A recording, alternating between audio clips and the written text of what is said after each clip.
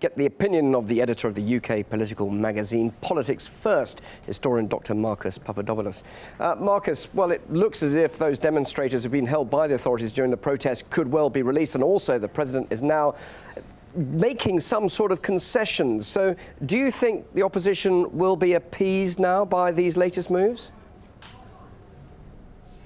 Well, Viktor Yanukovych, the democratically elected president of Ukraine, is currently exploring all the options for which would be best for his country, be it in the European Union or in the customs union of Russia, Kazakhstan and Belarus. And that's no different to how British Prime Minister David Cameron is currently considering all the options for reforming Britain's relationship with the European Union. That's how a democracy works. But unfortunately, the protesters in central Kiev, who don't represent the whole of the Ukrainian population, are simply intent on two things: having President Yanukovych's head, so to speak, on a silver platter, and secondly, for Ukraine to join the European Union. And they're using violence and they're using bully boy methods, tactics, to try and achieve this. And that's completely unacceptable. That's not how democracy works. And European Union officials who are supporting some of these violent protests, who are encouraging some of these violent protests, should be ashamed of themselves. Well, they say they're there now to defuse the situation along with US diplomats, and it looks as if they've probably done that now, haven't they?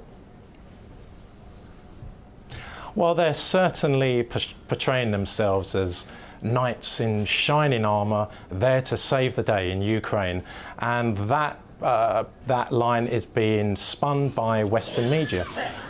It would make a great Hollywood movie, it really would. The reality, of course, is very different. The reality is that the crisis in Ukraine has been instigated by the West, and I say the West, not just the European Union, because the European Union is a key component of the West. And what we're seeing is not simply a matter of does Ukraine join the European Union or the customs union.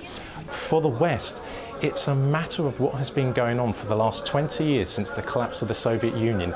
The West for the last 20 years has been attempting to place a sanitary cordon around Russia in the form of EU states and NATO states, and now we're seeing the construction of a missile defence shield in Romania and in in Poland. And when it comes to Ukraine, does it look as if? Let me just ask you. When it comes to Ukraine, does it look as if perhaps the EU is winning? Because after all, now Yanukovych, he was almost making hints of doing yet another U-turn, saying he's going to revisit this again in March and look at more renegotiations. I mean, how would Russia regard that? It's a big decision. It's a major choice for Ukraine to either join the European Union or the customs union. But President Yanukovych is regrettably being put under immense pressure by Western media, and also we're seeing Western politicians, and we've also had the former president of Georgia, Mikhail Saakashvili, go to Ukraine, an independent, sovereign country, and they're encouraging protests against the Ukrainian government, which was democratically elected in 2010.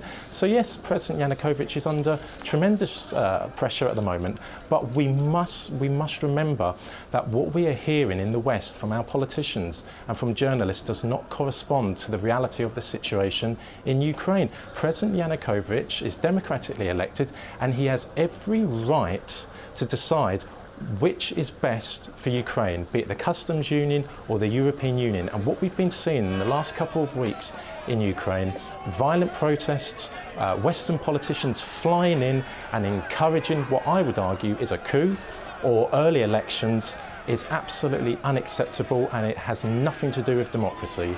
Dr Marcus Papadopoulos, great to talk to you, editor and publisher of the UK political magazine Politics First, live from London. Thank you very much indeed. Thank you.